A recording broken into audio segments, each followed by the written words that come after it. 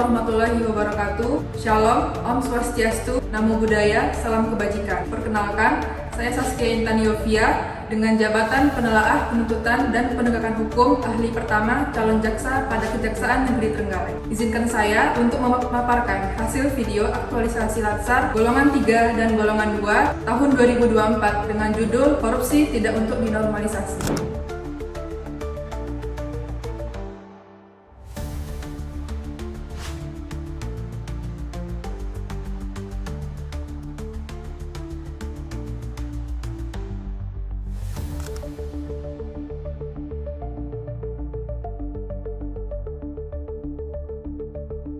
Tersangka R akan dilakukan penahanan selama 20 hari ke depan.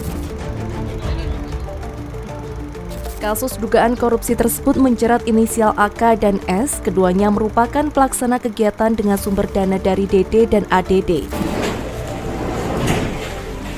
Dalam berkas pelimpahan, Kejari Trenggalek menerima 2 tersangka. Mantan Kepala Desa Melis Kecamatan Gandusari, Kabupaten Trenggalek ditetapkan sebagai tersangka dugaan tindak pidana korupsi oleh Kejaksaan Negeri Trenggalek pada Selasa 5 Maret.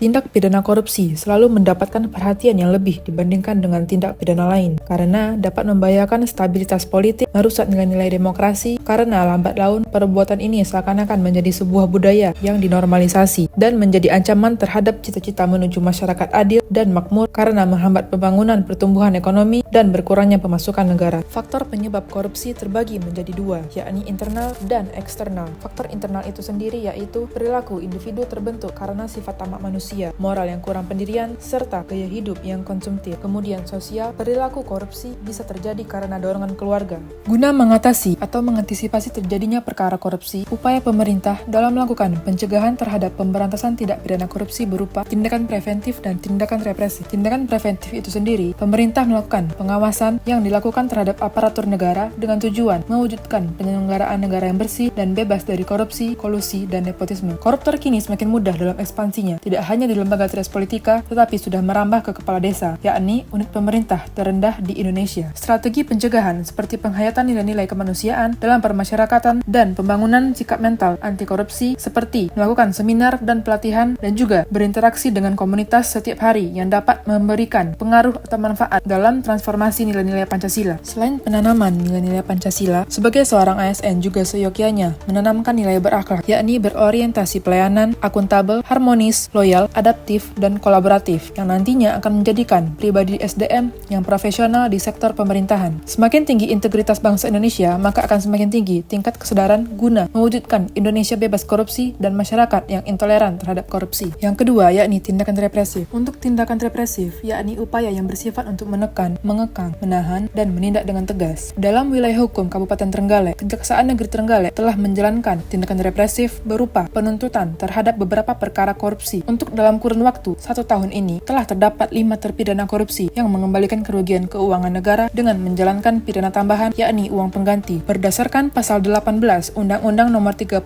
Tahun 1999 tentang Pemberantasan Tindak Pidana Korupsi, seorang terdakwa yang terbukti melakukan tindak pidana korupsi dapat dijatuhi pidana sebagaimana dimaksud dalam Pasal 2, Pasal 3, Pasal 5, sampai dengan Pasal 14. Terdakwa dapat dijatuhi pidana tambahan sebagaimana dimaksud dalam Pasal 18. Dimaksudkan di samping untuk memberikan efek jera, juga dimaksudkan untuk mengembalikan kerugian keuangan negara yang dikorupsi oleh pelaku tindak pidana korupsi. Upaya-upaya tersebut dapat dirasakan efektif jika pelaksanaannya juga dilakukan secara efektif, sehingga nantinya mampu membuat efek jera terhadap pelaku tindak pidana dan tercapainya tujuan dari teori pembinaan itu sendiri. Untuk mewujudkan Indonesia emas, mari katakan tidak pada korupsi. Sekian dari saya, semoga bermanfaat. Wassalamualaikum warahmatullahi wabarakatuh.